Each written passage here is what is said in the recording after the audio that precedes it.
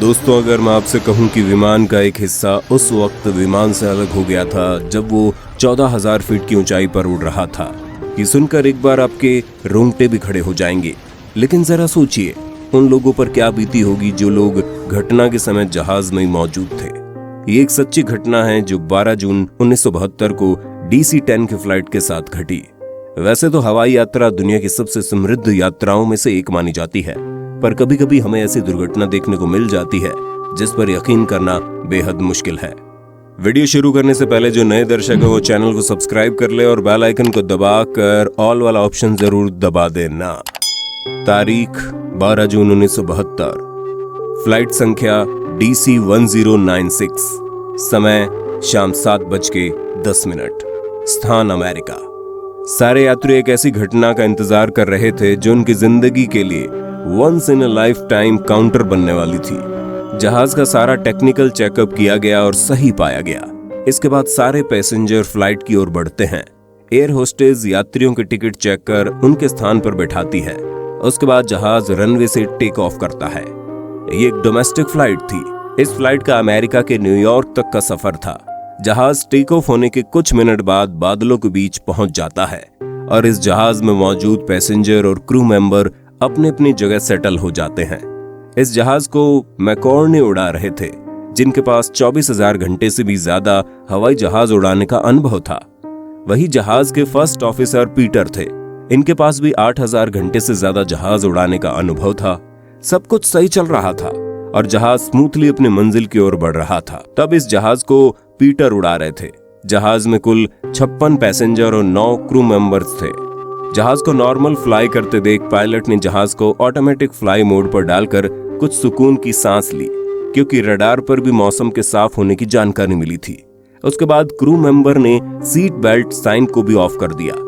फिर सभी यात्रियों ने निश्चिंत होकर अपनी अपनी सीट बेल्ट भी निकाल दिए। इसके बाद कुछ यात्रियों ने कॉफी लेने की पेशकश की और एक क्रू मेंबर यात्रियों के लिए कॉफी बनाने गई।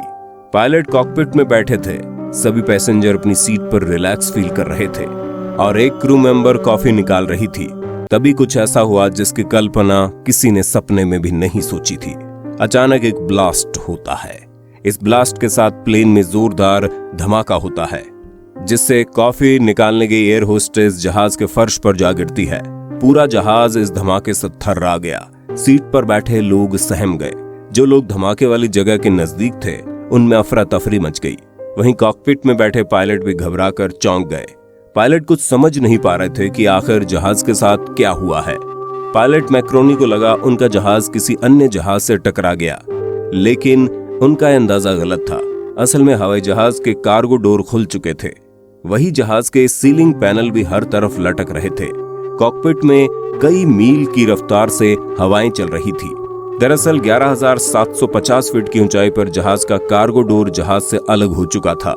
इसके बाद जहाज में मौजूद पैसेंजर आपस में एक दूसरे से टकराने लगे। जहाज के दरवाजे खुलने से जहाज का एयर प्रेशर तेजी से कम होने लगा, जिससे जहाज डिप्रेशराइजेशन मोड पर चला गया और उसके फ्लोर में छेद होने लगा। इस स्थिति को देख पायलट ने जहाज के क्रू मेंबर को ये इंस्ट्रक्शन दिया कि पैसेंजर को ऑक्सीजन मास्क पहनाई जाए और सभी क्रू मेंबर पैसेंजर को ऑक्सीजन मास्क पहनाने की कोशिश करने लगे। पर इसका कोई फायदा नहीं हुआ, क्योंकि विमान की ऊंचाई ज्यादा हो चुकी थी। किसी तरह विमान के क्रू मेंबर ने इमरजेंसी ऑक्सीजन टैंक की मदद से पैसेंजर की स्थिति को संभाला। वहीं फ्लाइट को उड़ा रहे पायलट लगातार जहाज को संभालने की कोशिश में लगे थे। इसी बीच पायलट ने एयर ट्रैफिक कंट्रोल रूम से संपर्क किया और जहाज की स्थिति से अवगत कराया और इमरजेंसी लैंडिंग की परमिशन मांगी। लेकिन यहाँ एक बड़ी समस्या थी कि जहाज में कोई बैकअप सिस्टम नहीं था जो हाइड्रोलिक सिस्टम फेलियर की स्थिति में मैनुअल ऑपरेशन की इजाजत देता हो।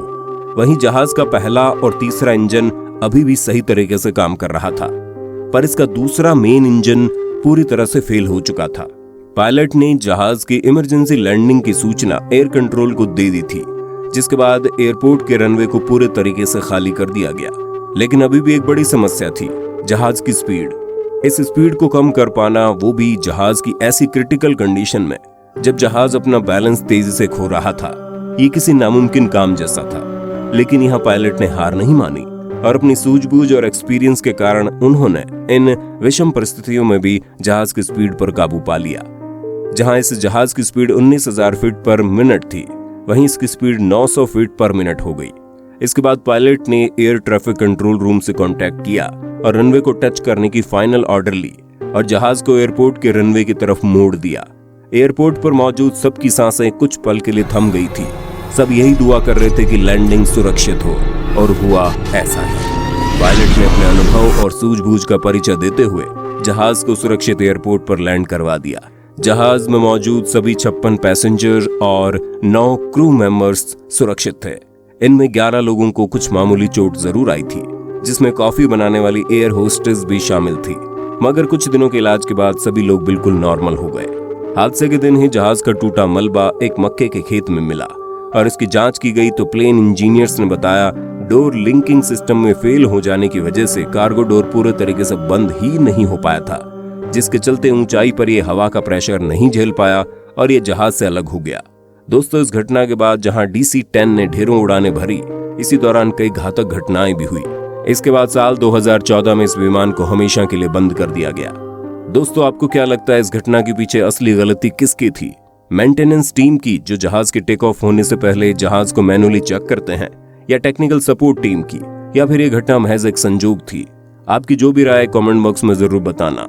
दोस्तों, आपको वीडियो कैसी लगी कमेंट करके बताइए। अगर वीडियो अच्छी लगी तो वीडियो को लाइक कीजिए, दोस्तों के साथ शेयर कीजिए।